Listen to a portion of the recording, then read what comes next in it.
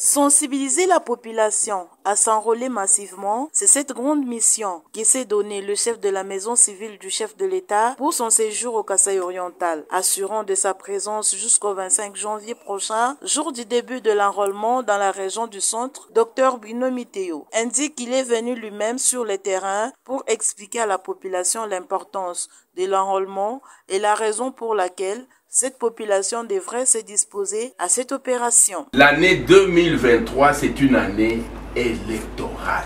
Il y a des opérations d'enrôlement qui doivent se dérouler et que le pays est divisé en 3 grandes zones et que la première zone de l'Ouest a déjà commencé. Bientôt, dans quelques jours, on arrive à la fin. Et d'ici le 25, c'est la zone centrale, y compris le Grand Kasaï, qui va aller aux opérations d'enrôlement. Et pour ce qui est de mon devoir, en tant que Congolais, ayant compris, ayant aussi lutté pour la démocratie, je me suis dit, je dois descendre sur terrain pour expliquer aux uns et aux autres, aux populations, aux femmes et aux hommes. D'abord, c'est quoi ça l'enrôlement? C'est un mot français, mais on pourrait bien l'expliquer en lingala, on pourrait bien l'expliquer en chiluba, en seuli ou en kikongo. Cela est faisable. Pourquoi l'enrôlement? C'est pour quel but? C'est pour quel objectif? Nous devons bien expliquer cela aux populations et leur dire que ce n'est pas un acte banal, c'est un acte fondamental. Si aujourd'hui et demain, après-demain, on se plaint par rapport à la gouvernance, c'est parce que quelque part, nous avons tous une part de responsabilité. Avons-nous pris le temps de réfléchir, de comprendre avant de prendre la décision d'aller aux urnes? Nous allons voter qui? Mais avant cela, c'est la période qui nous concerne pour le moment, sur laquelle j'insiste, il faut être en position juridique et administrative de pouvoir aller aux urnes. Et pour être en position juridique et administrative, eh bien, il faut être doté d'une carte d'enrôlement. Et cette carte d'enrôlement doit s'acquérir dans les sites qui ont été identifiés et connus dans l'ensemble du pays. Et donc, je devrais dire à mes frères et sœurs que vous devez vous mettre debout. Levez-vous, mettez-vous debout et allez vous faire enregistrer.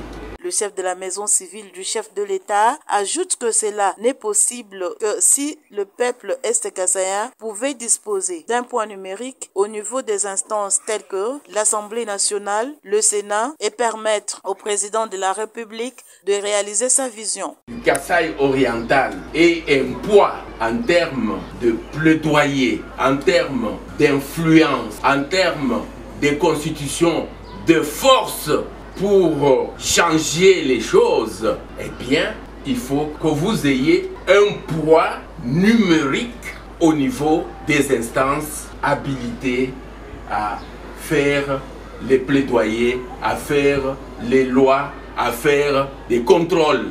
Je parle là notamment des assemblées provinciales, l'Assemblée nationale et du Sénat au niveau national. Dr Bruno Miteo est revenu sur le programme de développement de 145 territoires initié par le chef de l'État. C'est pour la première fois, dit-il, qu'un pareil programme est exécuté dans ce pays et qui met l'accent sur la construction des infrastructures socio-économiques. À travers ce programme, libère déjà un certain nombre de services sociaux de base. On vous parle des centres de santé, on vous parle des écoles qui sont en construction, on vous parle des maisons des administrateurs sur le plan de la gouvernance, on vous parle des routes, on vous parle de beaucoup d'autres services, notamment des services d'agriculture, de pêche, d'élevage, d'aquaculture, etc. Et donc, quand un chef de l'État prend cette dimension nationale et cette dimension qui place le peuple au centre de son action, je crois que dans tout ce que nous pouvons faire, même en période avant élection, pendant les élections, après les élections, eh bien, nous devons avoir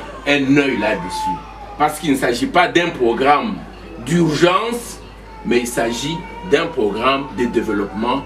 Je parle ici d'un programme de développement durable. Enfin, parlant de la cohésion de la région du centre, Guinomi Théo a fait savoir que c'est une question qui les préoccupe et c'est pour cette raison qu'il a initié en décembre 2022 le forum sur la cohésion de la région du centre auquel étaient invités les députés, les sénateurs et d'autres personnalités de la région du Kasaï. Les députés nationaux et les sénateurs, j'ajoute des scientifiques qui ont participé à cette rencontre, également les mandataires et certains leaders d'opinion et même des femmes se sont posés cette belle question.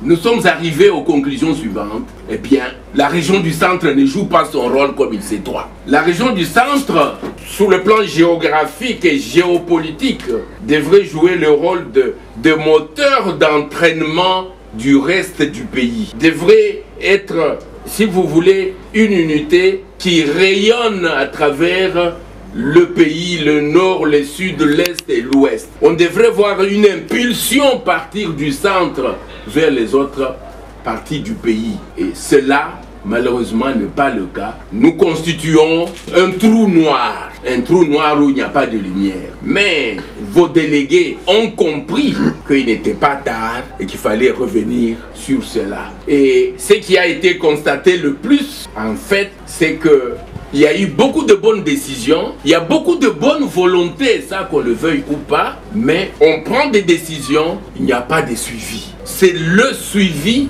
d'après leur constat, qui pose problème. Il n'y a pas eu de suivi. C'est sur ce mécanisme que nous nous sommes beaucoup penchés. Nous nous sommes penchés sur le suivi des questions socio-économico-politiques importantes, prises notamment pour la région centre du pays. La région centre du pays devrait avoir des programmes et des projets intégrateurs, ça veut dire intercommunautaires, interprovinciales. Le chef de la maison civile du chef de l'État ajoute que la région du centre devrait être le moteur du développement pour le reste du pays.